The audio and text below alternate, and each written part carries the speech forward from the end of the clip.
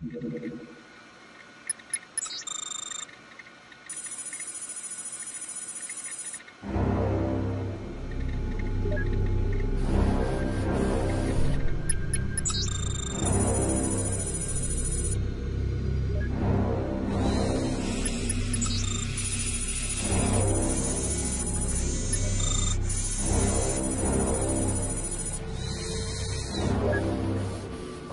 mythe du robot intelligent est depuis longtemps ancré dans notre imaginaire.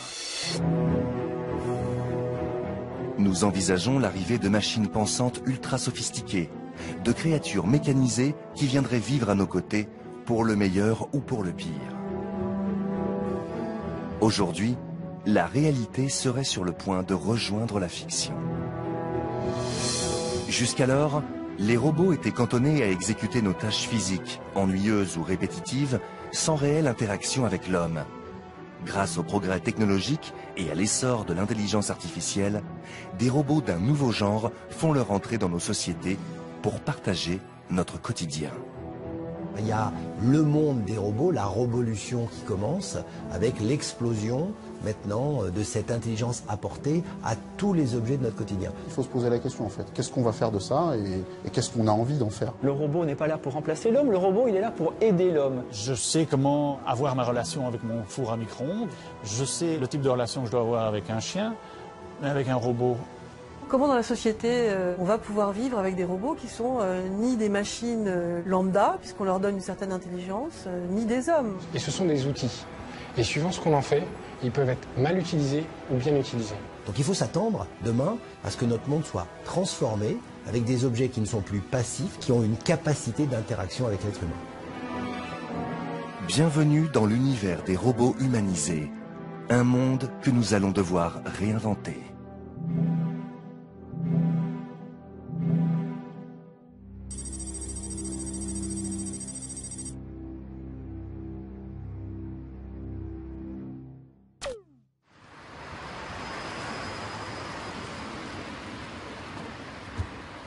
À Toulouse a été implanté le plus grand laboratoire de recherche du CNRS, une référence mondiale en matière de robotique. Situé sur le complexe spatial de l'Espinay, ce laboratoire d'analyse et d'architecture des systèmes, le LAS, trône discrètement au cœur du campus scientifique toulousain.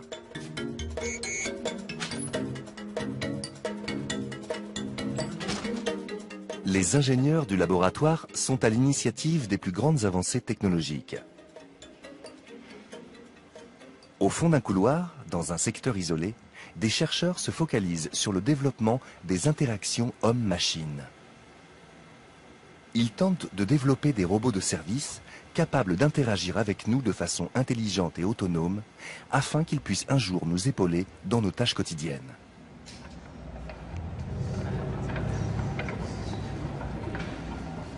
Voici HRP2. Ce robot n'est pas sans rappeler l'imaginaire enfantin décrit dans certains dessins animés. T'es bon, Maxime? Orléane? Servoane? Servoane? Vas-y, tu peux le mettre par terre. Il est très agile et capable de se mouvoir seul. Moi, je suis prêt.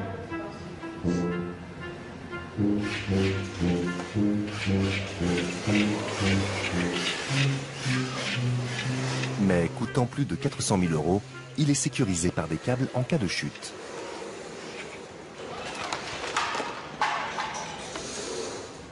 Aujourd'hui, l'ingénieur Olivier Stas lui a donné un exercice.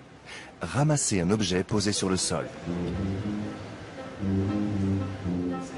Une action anodine et simple pour l'être humain, mais extrêmement complexe à recréer chez un robot.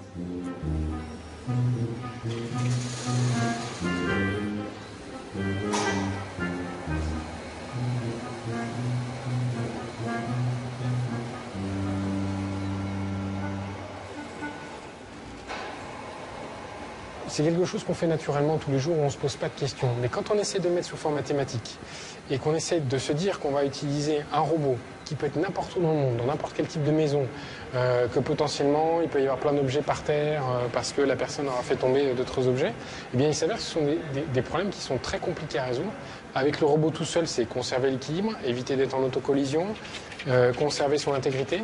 Mais en plus, quand on est avec un être humain, pouvoir réagir à la tâche que l'être humain souhaite nous faire fonctionner et aussi maintenir l'intégrité de la personne et de l'environnement dans lequel on évolue.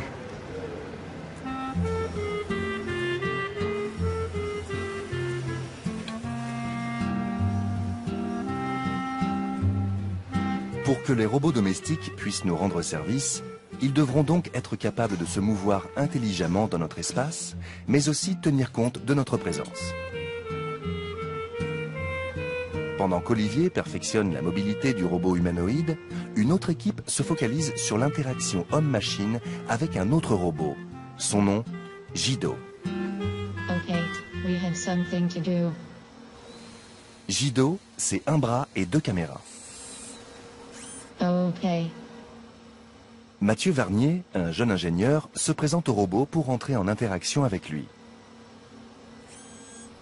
Une fois repérés par les yeux de Jido, ils peuvent collaborer pour une mission bien définie, ranger les cassettes dans la corbeille. You take yellow tape from table. Donc là, il a bien l'objet. Okay. I take white tape from table. Alors là, ce que nous testons, c'est la capacité du robot de réaliser une tâche coopérative avec l'homme. Et le robot va raisonner sur ce qu'il peut faire lui, ce que peut faire l'homme, ce que doit faire l'homme, parce que le robot ne peut pas le faire. Et il va proposer à l'homme de faire des choses, et lui va faire la partie complémentaire. Okay. Project yellow tape in pink trash bin.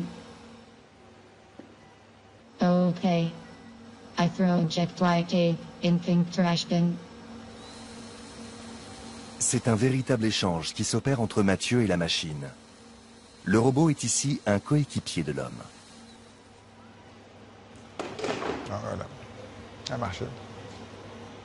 Ce robot est capable de faire de la manipulation interactive face à face, quelle que soit la configuration.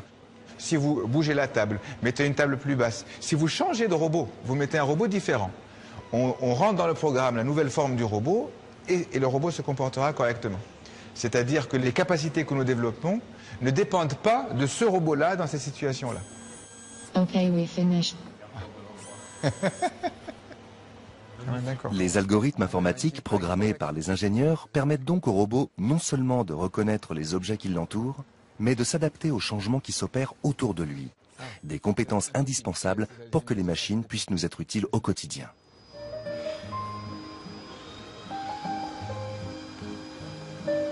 Ces capacités d'adaptation ont été développées chez PR2, qui de plus possède la mobilité.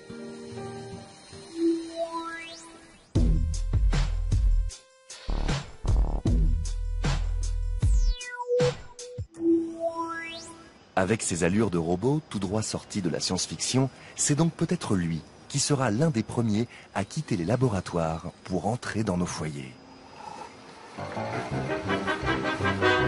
Mais il n'arrivera pas seul. Aux 4 coins du globe, des androïdes développés par d'autres ingénieurs sont eux aussi prêts à venir toquer à notre porte. Certains se perfectionnent dans la préparation du café, comme le robot aux gestes délicats nommé Justin, ou Rollin' Justin, car il se déplace sur des roulettes. Ce robot, développé par le centre aérospatial allemand DLR, est aussi de manière déconcertante capable d'attraper une balle au vol avec un taux de réussite de 80%. Armar, une création de l'Institut allemand KIT, est quant à lui capable de reconnaître nos aliments, nous les apporter et même ranger la vaisselle. Les gestes sont certes encore un peu lents, les actions des robots plus ou moins au point, mais le doux rêve du robot assistant est en passe de se matérialiser. Et celui qui semble le plus complet à l'heure actuelle, c'est lui, Asimo.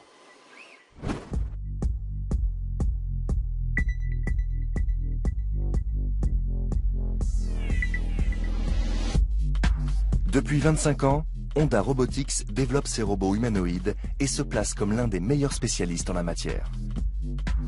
Les ingénieurs de cette société japonaise ont d'abord cherché à maîtriser la marche humaine. Ainsi, les premiers robots n'étaient qu'un torse carré posé sur une simple paire de jambes articulées. C'est alors qu'ont été ajoutés des bras et un véritable corps. Le 31 octobre 2000, le premier Asimo était né. Depuis 11 ans, on ne cesse d'améliorer et d'accroître ses facultés pour mieux nous servir. Hello, nice to meet you. J'ai une petite soif, moi je te commanderais bien une boisson. Un thé. Et j'envoie l'ordre. Voilà. I'm going to the bar. En fait, je viens de lui commander une boisson au travers de mon PDA. Il a reçu l'instruction et se dirige maintenant vers le bar de manière tout à fait autonome et va rechercher le barman. Et le barman, il va le localiser grâce au badge que celui-ci porte, qui est un badge à émission infrarouge. Mr. Barman, I'm here to receive tea for Mr. William. I'm receiving drink for Mr. William. Okay, I'm going to the table.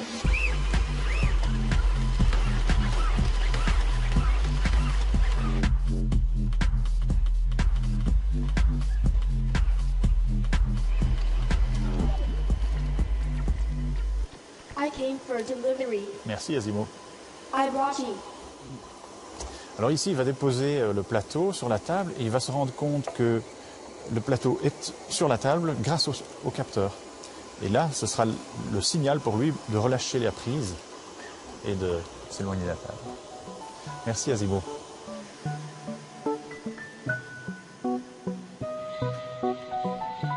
Asimo peut éviter des personnes sur son chemin, pousser un chariot, servir un verre, monter ou descendre les escaliers et même courir. Le principe de la marche, et de la marche selon Asimo, en fait, qui est une marche dite intelligente, c'est qu'il, grâce à un algorithme, prévoit l'endroit où se trouve son centre de gravité 1 pas et demi avant de le faire. Et donc, c'est se mettre, comme nous d'ailleurs, de manière permanente en déséquilibre pour marcher. Ça donne un peu une indication de la rapidité des processeurs qu'il faut avoir. La technologie de ce robot bipède est donc basée sur un mimétisme de l'homme. Il pousse l'imitation tellement loin qu'on a parfois l'impression qu'un humain se cache à l'intérieur du robot.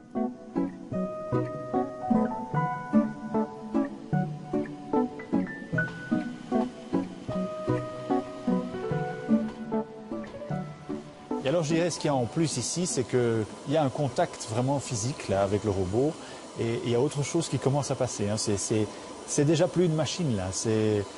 Il réagit, on interagit, il y a quelque chose, c'est peut-être un peu typiquement humain, hein. On sait que c'est une machine, mais ça nous ressemble et c'est peut-être tout à fait normal de transférer un peu des sentiments humains auprès d'une machine qui nous ressemble.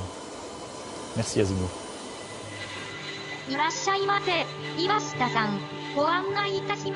La commercialisation d'Asimo, prévue dans les quelques années à venir, annonce l'arrivée imminente de robots humanoïdes dans nos maisons.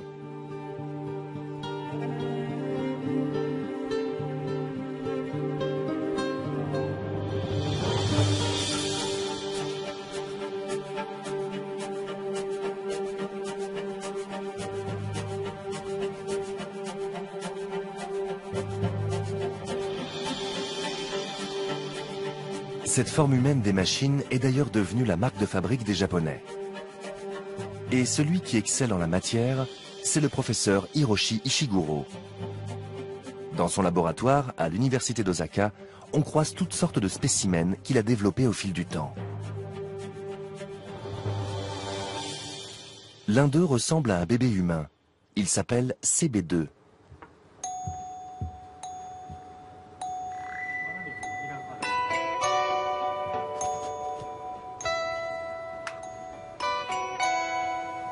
Bardé de 200 capteurs tactiles recouverts par une peau artificielle grise, CB2 est capable de simuler les comportements d'un nourrisson.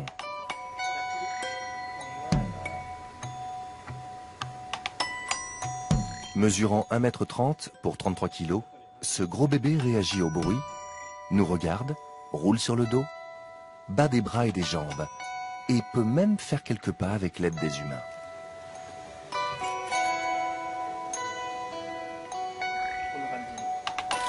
CB2 servira d'outil d'apprentissage pour les futures mamans ou les sages-femmes.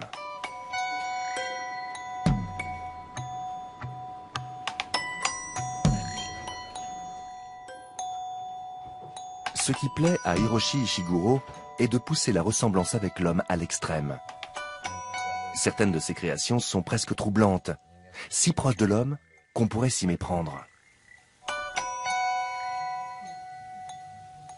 Et là où il met le plus de cœur à l'ouvrage, c'est certainement dans la fabrication de ces femmes robots plus vraies que nature. Bonjour, je vais me présenter, je m'appelle Replicu2.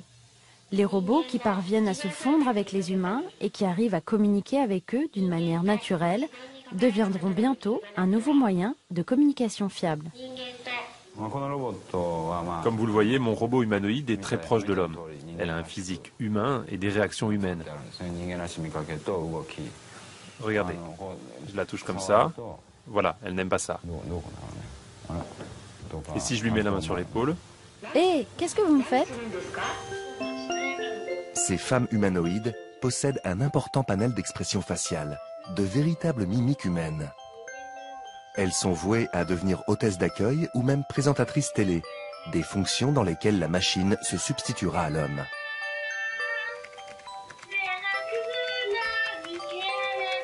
Le professeur a même d'ailleurs créé son jumeau robot, qu'il compte un jour envoyer à sa place à des réunions.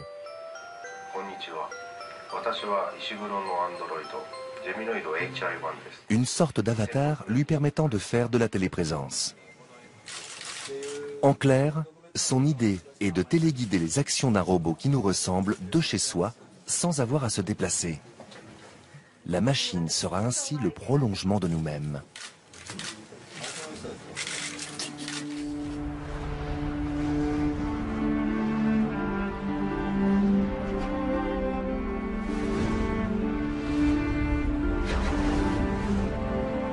Nous sommes donc capables aujourd'hui de nous téléporter dans des robots pour agir à distance.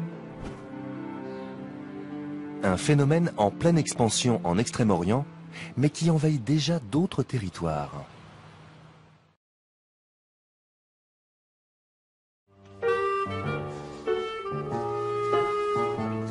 Dans la clinique Courlancy de Reims, une mystérieuse créature déambule dans les couloirs.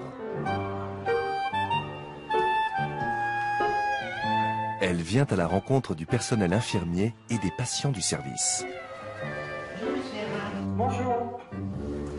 Bonjour Monsieur Hera. Bonjour Émile. Dans ce robot atypique du nom de Jazz, un vrai chirurgien est en train de faire le point avec ses patients. Bonjour docteur. Je viens vous voir pour voir si tout va bien. Ça va. Je suis en train de regarder vos urines. Il n'y a pas de souci. Je pense qu'on pourra vous retirer la sonde demain matin. Merci. Ok. À plus tard. Bonne journée. Merci. Au revoir. Au revoir. C'est le docteur Alain Erard, un éminent chirurgien urologue. Bonjour Peggy, bonjour Emeline. Bonjour Monsieur Hera. Mon cœur, c'est très bien. Vendredi, le praticien opère au bloc un cancer de la prostate.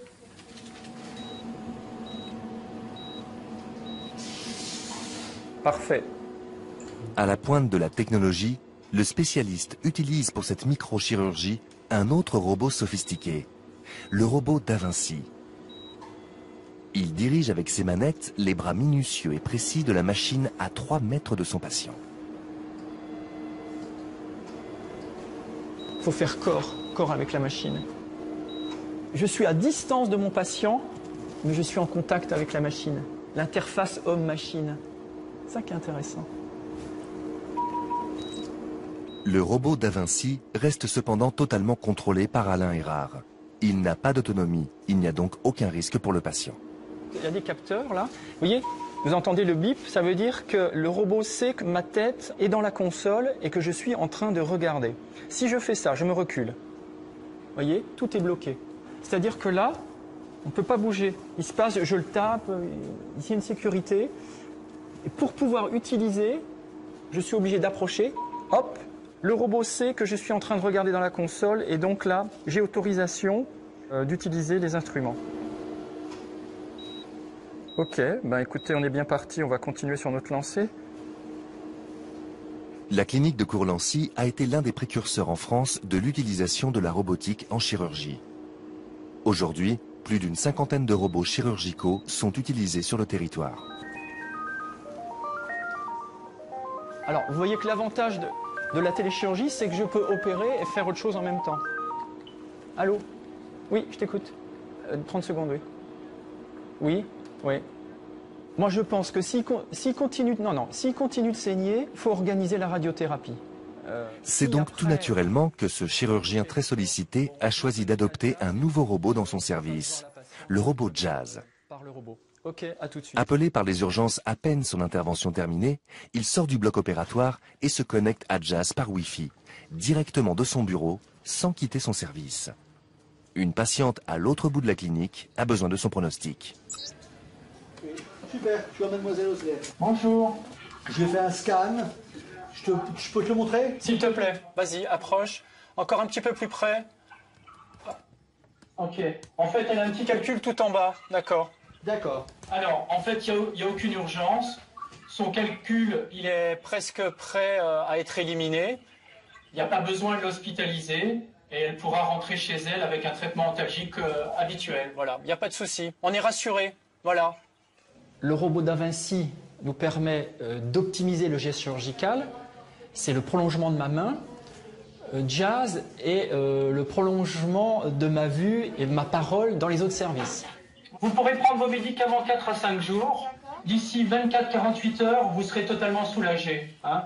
Allez, bon retour. Au revoir. Le métier de chirurgien est un métier prenant. On doit être au bloc, aux urgences, dans les services, à la consultation. On travaille dans plusieurs établissements. Et l'idée, c'est d'avoir un avatar. Ce petit robot nous représente lorsqu'on ne peut pas être à un endroit. Le robot comme solution pour les chirurgiens débordés. Pour le moment, l'idée semble bien acceptée par les patients. Comme ça, on peut en bénéficier tous. Enfin, la patiente là-bas et puis moi d'ici, il peut voir et puis intervenir dans des situations comme ça. Il sait de quoi on parle, il donne des médicaments et puis bon, même à distance, il peut me soulager, quoi. Je me sens pas moins proche de mes patients parce que je parle à travers Jazz. Je me sens pas moins proche de mes patients parce que j'opère avec le Da Vinci ou que j'utiliserai d'autres robots. Le personnel médical, quant à lui, n'est pas encore totalement convaincu.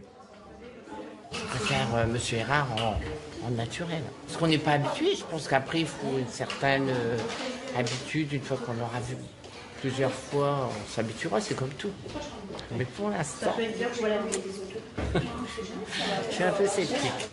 Le fait qu'il y ait de plus en plus de robots dans notre vie, je ne pense pas que ça va altérer la relation entre les humains et que ça va remplacer les humains. Le robot ne remplacera jamais l'humain. Jamais. Je ne pense pas. Ce qui est certain, c'est qu'un robot peut déjà évoluer parmi nous sans que cela ne nous gêne outre mesure.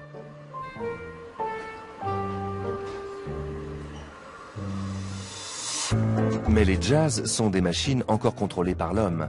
Il n'y a pas d'automatisme, pas d'intelligence, pas de prise de décision. Ce sont des interfaces entre les êtres humains. Tout comme ce robot bisou mis au point à Singapour. Kissinger reproduit la manière d'embrasser de son partenaire éloigné. Le robot permet alors de réunir les couples séparés. L'invention paraît anodine. Dans les faits, elle permet simplement d'effacer les distances entre deux amants. Mais elle prouve également autre chose. Nous sommes aujourd'hui capables d'embrasser un robot.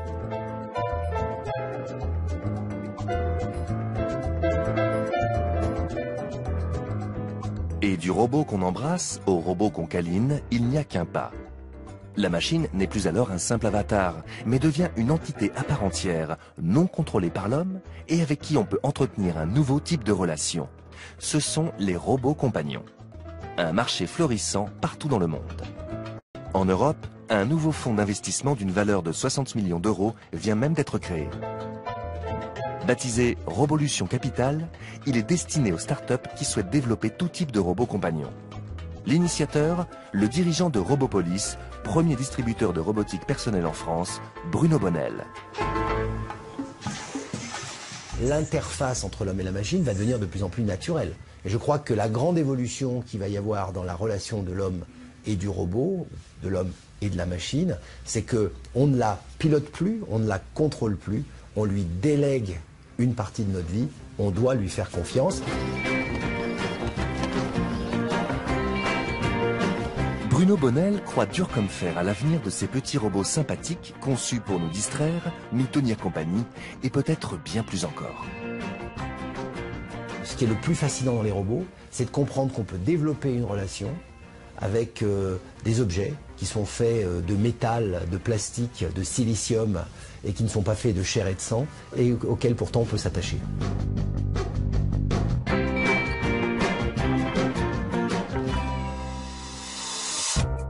Certains robots compagnons ont d'ores et déjà acquis un rôle social dans nos vies. L'une de leurs premières applications, les maisons de retraite. Exemple en Australie avec Mathilda, déjà à l'essai. Le robot rappelle l'heure des médicaments, danse, lit les informations et propose des jeux. Un bon moyen de soulager l'équipe de professionnels. Avec l'espérance de vie qui augmente, la première cible des robots compagnons est donc le 3e âge. Mais remplacer une partie du personnel des maisons de retraite par des robots reste encore un sujet de controverse et soulève de grandes questions éthiques.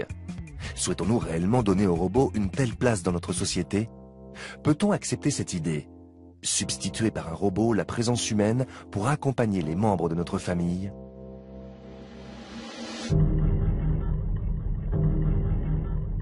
En France, avant de s'engager dans cette voie-là, des enquêtes sociologiques sont menées auprès des futurs utilisateurs.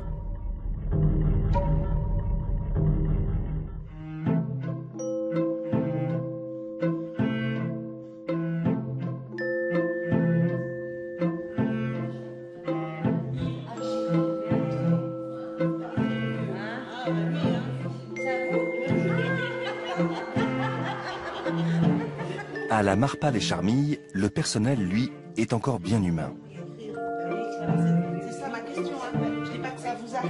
Le sociologue Franck Guichet et le docteur Anne Marot sont venus évaluer l'acceptabilité de ces robots compagnons d'assistance à la personne. Après avoir évalué les besoins et les difficultés quotidiennes des résidents de la Marpa, le sociologue va leur demander si un robot pourrait, selon eux, répondre à toutes leurs demandes.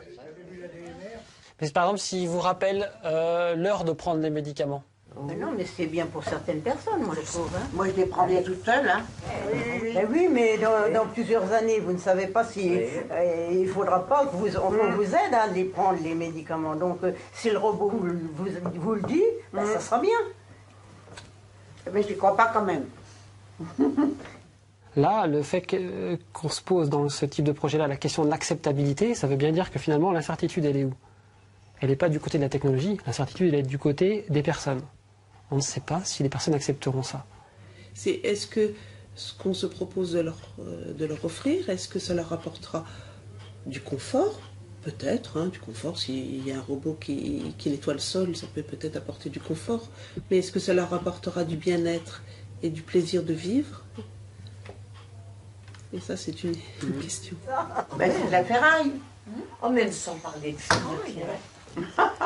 Oh non, j'aime bien le personnel. Le personnel, il est impeccable. Oh non, on ne peut pas, là. Il nous manquerait trop. S'il a un petit souci, on va leur dire. Au robot, on ne va pas lui dire. D'accord. Ah oui. Le fait de pouvoir se confier à quelqu'un sur un souci qu'on a, c'est quelque chose qui se construit dans la relation. Et c'est pas du tout quelque chose qui se fait naturellement ou mécaniquement. Qui vivra verra.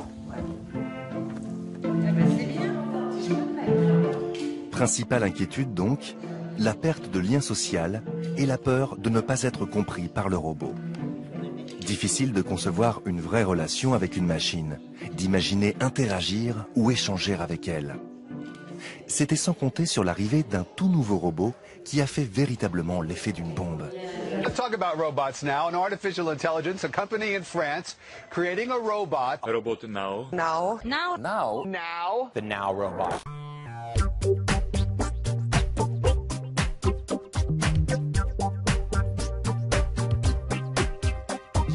Aldébaran Robotics, une start-up française, a révolutionné la robotique en dotant une machine de capacités cognitives, en lui donnant le don de communiquer avec l'homme. Ce petit robot humanisé du nom de Nao fascine. Déjà à l'essai dans certaines universités, hôpitaux ou entreprises, il serait le robot compagnon par excellence. Un robot capable de s'adapter à chacun d'entre nous. Un robot personnel.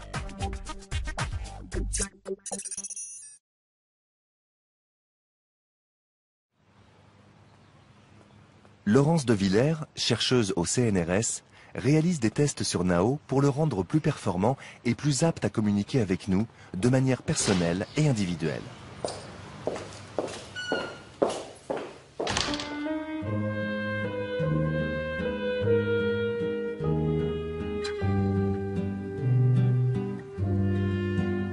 Son objectif ?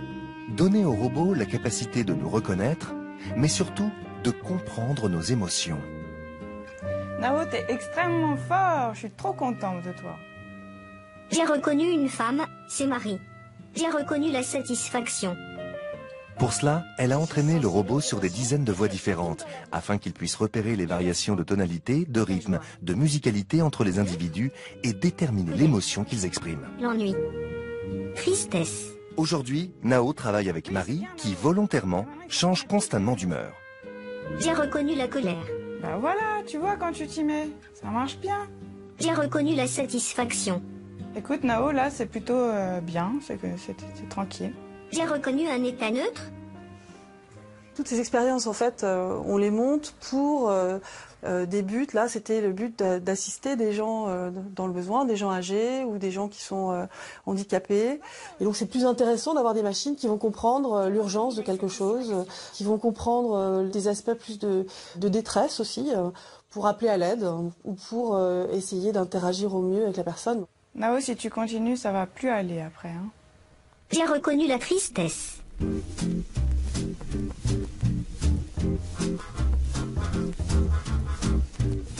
Tu as l'air assez sûr de toi, globalement assez satisfait, assez expansif, et tu as l'air assez posé. J'adopte donc un comportement amical. De manière encore plus surprenante, Nao sera aussi capable de sentir dans quel état est son interlocuteur, déchiffrer sa personnalité et adapter son comportement. Bonjour, je suis sensible aux émotions que tu exprimes dans la voix. Grâce à elle, je peux déterminer progressivement ton profil émotionnel et adapter mon comportement. Plus tu me parleras, et plus le profil se stabilisera. D'accord, mais c'est une bonne nouvelle ça, Nao. Tu as l'air assez sûr de toi, globalement assez satisfait, assez expansif, et tu as l'air assez posé. J'adopte donc un comportement amical.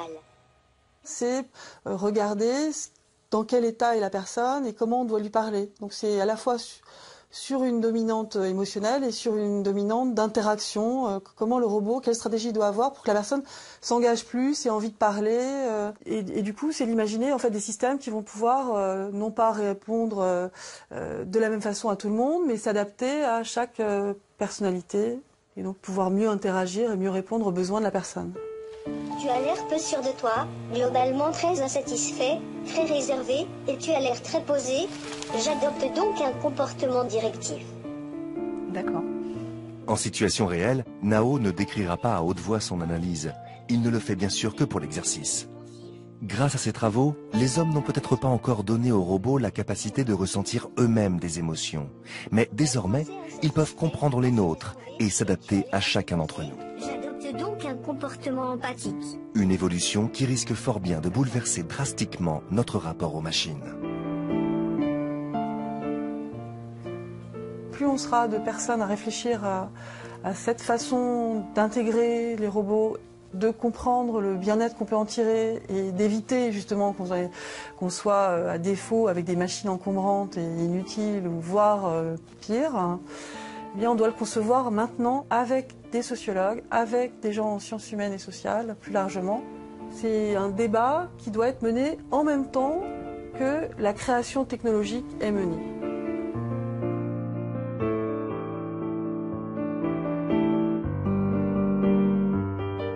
Partager nos états d'âme avec des robots questionne. Sommes-nous prêts à les côtoyer si intimement? Vont-ils limiter les relations que nous entretenons avec nos semblables, ou même peut-être nous isoler encore plus les uns des autres? Leur arrivée pourrait-elle représenter un danger pour notre société? Toutes ces interrogations ont été soulevées par la sociologue Marina Maestruti. Pour avoir un compagnon, c'est-à-dire quelqu'un qui substitue une relation humaine, il faut avoir en face un être, pour moi, imprévisible, envers lequel la relation est possible parce qu'il y a des réponses qui ne sont pas prévisibles, qui ne sont pas déjà codifiées, qui ne sont pas dans un schéma des réponses, des questions-réponses. Avec les animaux, on a ce type de relation. Un chien, un chat ou n'importe quel animal a un comportement qui lui est propre et qui du coup simule, engage dans une relation, engage dans un rapport qui n'est pas figé. Quand on voit un robot qui répond à une question, qui pose une question et s'attend à une réponse, mais le robot, dans ces cas-là, il ne s'intéresse pas à la réponse. Il peut faire semblant, vaguement, pour l'instant, même vaguement.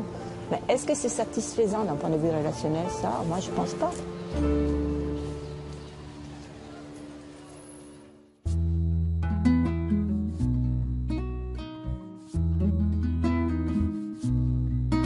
Marina reproche donc principalement aux robots leur manque d'empathie et d'originalité dans leur conversation. Là encore, une réponse technologique va être apportée. Des chercheurs ont réussi à conférer aux robots de la personnalité. À l'Institut de l'Internet et du Multimédia, les recherches se portent sur le développement de l'intelligence artificielle des robots. Jean-Claude Eudin, lui, préfère parler de créatures. Car pour enrichir la matière grise des machines, pas besoin de leur enveloppe métallique. Le chercheur travaille directement sur leur interface informatique. Elles sont des entités virtuelles, comme les avatars des jeux vidéo. Hello, Mina. Hello. Please tell me about your problem. Jean-Claude Eudin est en pleine conversation avec un agent. Elle s'appelle Mina House. Sorry, you are not playing a new video game. I think I love you. Will you kiss me if I ask? Sorry, I'm just kidding. Come on, don't look out of the window. People will think that's Halloween. L'intelligence artificielle, c'est des pages de calcul, des algorithmes mathématiques pour transformer ces entités virtuelles en parfaits agents communicants. You're a stupid program. It is easy to be brave from a safe distance. Intelligence is not your top quality, but you probably have another gift. Mina est cynique, car Jean-Claude Eudin lui a donné de la personnalité. Il a programmé dans cette entité différents traits de caractère, dont un qui s'inspire du personnage principal de la série Dr House. Il y en a qui sont plus classiques, il y a également un comportement dans le cas où elle est en colère, ou dans le cas où elle est heureuse et elle va nous raconter des blagues, enfin bref, il y a tout un ensemble. Hey, I like learning from you human beings.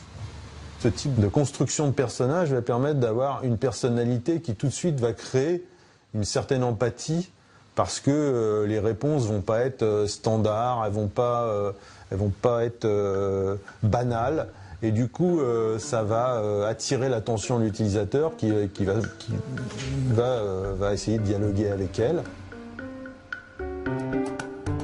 Les phrases ou les questions ne sont pas toutes programmées. Jean-Claude Eudin a donné aux entités la capacité d'aller chercher des informations supplémentaires sur Internet et donc d'apporter de nouvelles réponses. Au final, l'illusion est telle qu'avec certaines entités, on est presque persuadé de parler non plus à une machine, mais à un véritable être humain. Tell me else. Could such inordinate and low desires? À terme, ces créatures seront capables de mémoriser nos conversations, de se nourrir de nos échanges.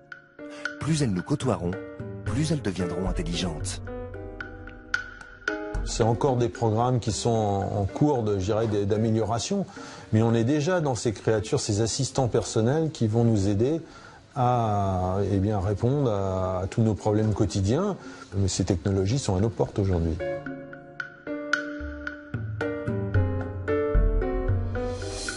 Mais a-t-on réellement envie d'interagir avec une machine, même si celle-ci a été dotée d'une personnalité préprogrammée? Des chercheurs ont décidé de donner au robot une dernière faculté, le don ultime pour le libérer de sa condition, la capacité d'apprendre de lui-même.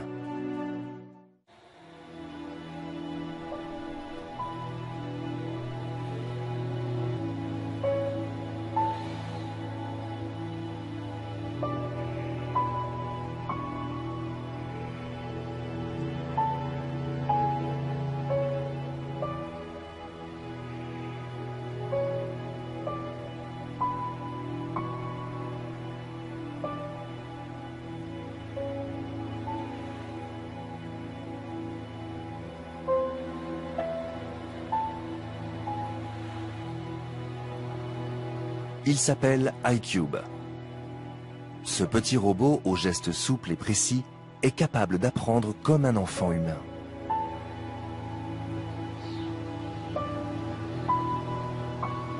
C'est à la faculté de Jussieu à Paris, dans l'Institut des systèmes intelligents et de robotique, l'ISIR, qu'iCube étudie. Le chercheur Vincent Padois est son prof principal.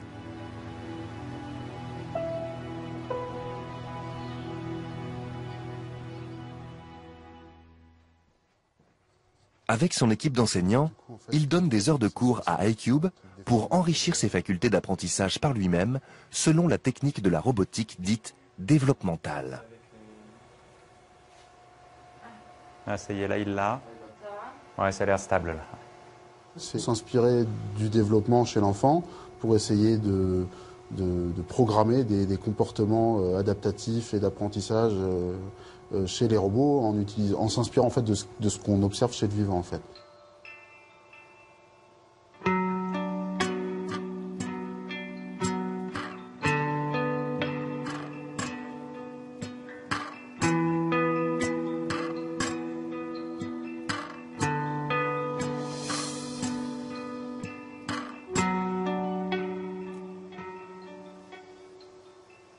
Pour son apprentissage, l'équipe d'enseignants va donner un tout nouvel exercice au petit robot.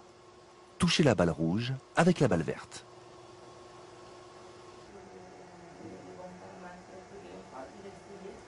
On ne lui a pas donné a priori la solution, on lui a donné les mécanismes qui vont lui permettre d'apprendre à trouver la solution. C'est ça qui est un peu plus compliqué que l'approche classique en robotique où on code la solution, mais du coup la solution ne vaut que pour les circonstances dans lesquelles elle a été codée. Au lieu de programmer toutes les actions d'iCube, les chercheurs vont donc lui donner la capacité d'aller trouver par lui-même des réponses aux problèmes qu'il lui donne.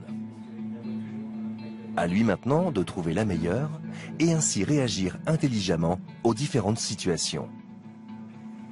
Au début, il ne connaît rien, donc au début, la balle verte va partir dans la mauvaise direction. Et puis il va découvrir que c'est pas ça, il va essayer d'autres directions et petit à petit, ça va changer.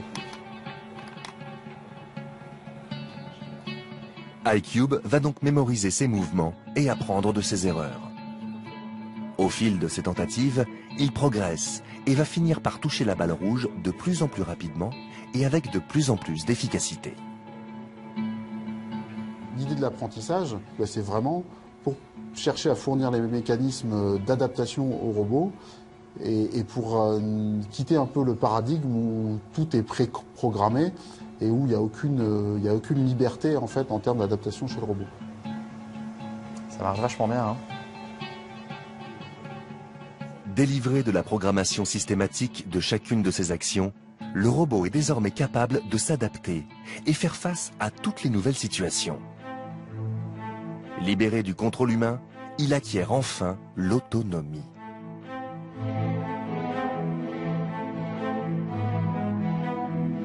Imaginez donc un robot capable d'apprendre par lui-même, comme iCube.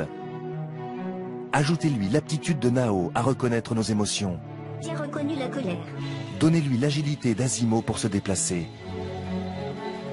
Dotez-le d'une intelligence et d'une personnalité comme celle de Mina. I like learning from you human beings. Et enfin, recouvrez-le d'une peau artificielle. Vous voici devant un tout nouvel être qui n'existe pas encore, mais avec lequel nous allons peut-être un jour devoir partager notre vie. Imaginez que ce robot-là soit capable simplement de faire le ménage et la cuisine. Vous lui envoyez un email en lui disant par exemple vous vouliez un plat le soir et quand vous rentrez à la maison, votre appartement est propre et avec le menu. Vous gagnez 2 à 3 heures par jour de votre vie quotidienne à faire autre chose que ça. Ça va permettre également à des gens de rester chez eux parce qu'il y aura un robot capable de prendre les bonnes décisions et d'appeler un médecin éventuellement si quelque chose ne va pas. On pourrait très bien avoir l'effet inverse. Non seulement on ne règle pas le problème de l'isolement, mais en plus on l'accentue. Comme c'est pas anodin de mettre un enfant de 6 mois devant une télé, c'est pas anodin de mettre un robot humanoïde dans une famille, dans une entreprise. Ça a un impact et il faut se poser la question de ce qu'il peut être et est-ce qu'il est souhaitable. Je crois qu'on ne peut pas vivre sans un lien avec les autres. Donc on sera forcément obligé de penser à des solutions qui ne sont pas que techniques. Est-ce que l'évolution des choses, le progrès va faire qu'il y aura de plus en plus de robots dans nos vies? J'en suis certain. On ne pourra pas l'empêcher et on ne peut pas être pour ou contre. Aujourd'hui, les robots sont capables de comprendre les gestes, sont capables de comprendre la voix. Ils seront demain certainement capables de comprendre la pensée. On aura vraiment l'impression qu'ils anticipent nos désirs. Et qui sait, il y a même certaines personnes qui tomberont carrément amoureux de robots. Et ça ne va pas s'arrêter, parce que ça ne peut pas s'arrêter. Ça ne peut pas s'arrêter. Conçus pour participer à notre monde, qu'on les redoute ou qu'on les attende avec impatience, nous allons devoir, nous les humains, leur faire plus de place et accepter pour de bon l'idée de vivre avec les robots. De quelle manière? C'est encore à nous d'en décider.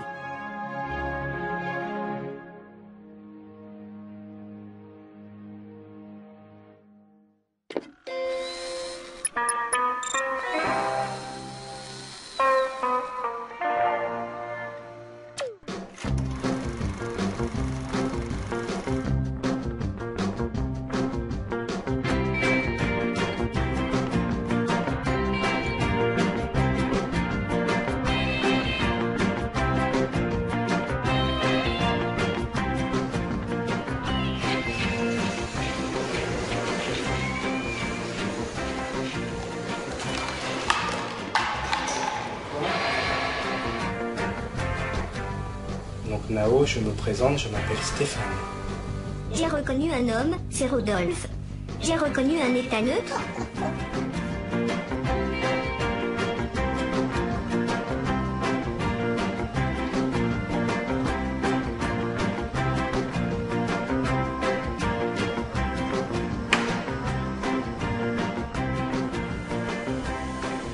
Let's shake hands.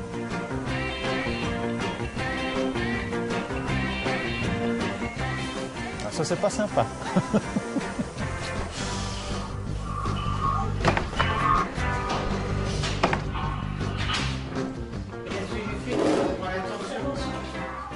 En fait, j'utiliserai plutôt le clavier parce que la souris, je la maîtrise pas bien. Et à ce moment-là, ça ne marche pas. Donc on va la refaire.